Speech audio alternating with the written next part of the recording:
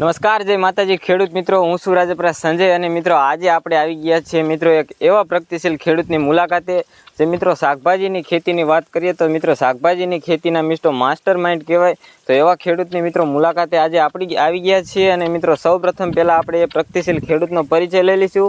એના પહેલાં જણાવી દઉં મિત્રો પોતે અત્યારે મિત્રો દેશી ચોકલેટ ગુલાબી રીંગણનું વાવેતર કરેલું છે અને મિત્રો તમે એક ખેલા પ્લોટ જોઈ શકતા છો. મિત્રો આ પ્લોટમાં તમે આખા પ્લોટની અંદર નજર ફેરવો તો મિત્રો નકરું તમને ફ્લાવરિંગ જ દેખાય એવું આ ભાઈની માવજત છે. તો સૌપ્રથમ આપણે ભાઈનો પરિચય લઈ લઈએ. તો એક તમારું નામ ને એવું કહી દો. મારું નામ વિનુભાઈ કડવાભાઈ કાગડ, ગામ ખંભાળા, તાલુકો બાબરા ને જિલ્લો અમરેલી. તો મિત્રો વિનુભાઈએ આ ચોકલેટ ગુલાબી રીંગણનું વાવેતર કરેલું છે.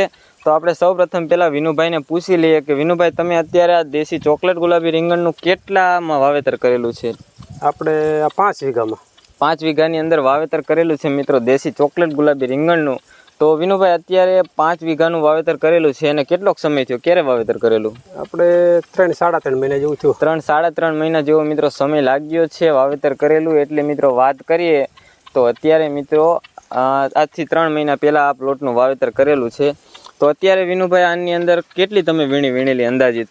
12 થી 13 વીણી. 12 થી 13 વીણી. કેટલા સમયે તમારું ઉત્પાદન ચાલુ થઈ ગયું હતું? ચાલુ થઈ ગયું આપણે 2 મહિનામાં 10 દિવસ બાકી હતા. 2 મહિનામાં 10 દિવસ મિત્રો બાકી હતા, એટલે ટૂંકમાં 1.5 મહિનાની 5 દિવસ વધારે.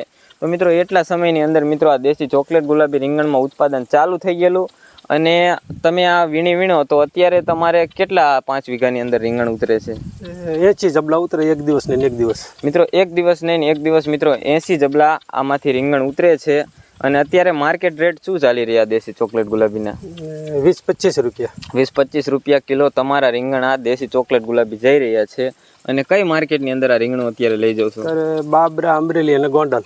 બાબરા, અમરેલી અને મિત્રો ગોંડલ, આ 3 માર્કેટની અંદર વિનુભાઈ અત્યારે ટૂંકમાં આ રીંગણ લઈ જઈ રહ્યા છે. અને પોતે મિત્રો એવું નથી કે ખાલી રીંગણનું, મિત્રો સાથે સાથે મરચી, બીજું વાત કરીએ તો બીજું શેના કઈ શાકભાજીનું તમે વાવેતર? શાકભાજીમાં તો મરચી, રીંગણી, દૂધી, ગવાર, ભીંડો અને સોળી. મિત્રો આટલા શાકભાજીનું વાવેતર કરેલું છે. અને ટોટલ તમે બધા જ વાત કરીએ તો બધું થઈને તમે શાકભાજીની કેટલા વિસ્તારની અંદર ખેતી કરેલી છે અત્યારે? 35 વીઘામાં. મિત્રો 35 વીઘામાં પોતે મિત્રો શાકભાજીની ખેતી અત્યારે કરી રહ્યા છે. અને તમે એક ખેલ આ બાજુ આવી જાવ ભાઈ કેમેરામાં. મિત્રો આ જોઈ લો તમે આ ફ્લાવરિંગ. મિત્રો આ રીતે કાંક લુરખા જેમ આ વિનુભાઈની માવજતના કારણે મિત્રો ફ્લાવરિંગ બેઠેલું છે. વિનુભાઈ તમે આમાં દવા કઈ સ્પ્રે કરી રહ્યા છો? બાયોડોઝ અને પ્રાઇટ પાવડર બેનો ઉપયોગ. બાયોડોઝ અને ફ્લાવરિંગ માટે કોઈ દવાનો ઉપયોગ? ફ્લાવરિંગ માટે કરી છે. ફ્લાવરિંગ માટે કઈ દવાનું ઉપયોગ? એનું નામ તો નથી આવડતું પણ દવા સારી સારી પડી છે. હા, તો હમણાં મિત્રો હું તમને એમનો ફોટો પણ બતાવી દઈશ. દવાનો ફ્લાવરિંગ માટે ઉપયોગ કરી રહ્યા છે. અને ખાતર કેટલા દિવસે આપો વિનુભાઈ? ખાતર 15 દિવસે આપો.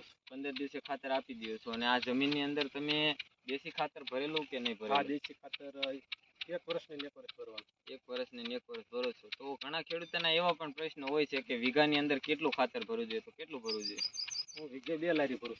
વીઘે 2 ટ્રેક્ટરની લારી મિત્રો ખાતર ભરી રહ્યા છે.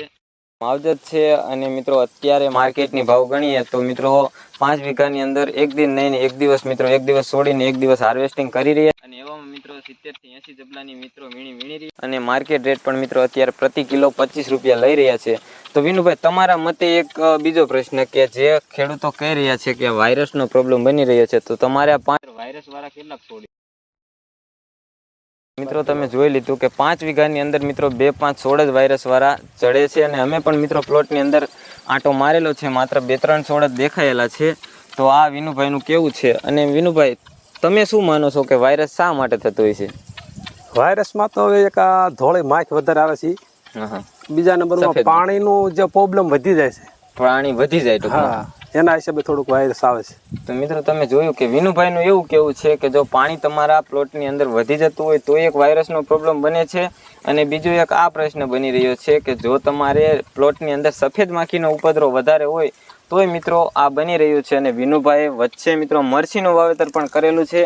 અને મરચીમાં ભલે અત્યારે થ્રિપ્સ છે પણ મિત્રો વિનુભાઈનું એવું કેવું છે અને અમારું પણ એવું માનવું છે કે આ મરચીની વેરાયટી જ્યારે ઠંડુ વાતાવરણ થશે ત્યાં આમાં ઉત્પાદન ચાલુ થઈ જશે. અને આ જે 2-3 દિવસથી મિત્રો ઠંડુ વાતાવરણ હતું એમના કારણે ખૂબ સારું એવું ટૂંકમાં મરચાની અંદર પણ આપણને રિઝલ્ટ દેખાઈ રહ્યું છે કે નહીં ઠંડુ વાતાવરણની અંદર નહીં વાંધો આવે ટૂંકમાં. તો મિત્રો આ વિનુભાઈની માવજત હતી અને આ વિનુભાઈ આ શાકભાજીની ખેતી કરી રહ્યા છે.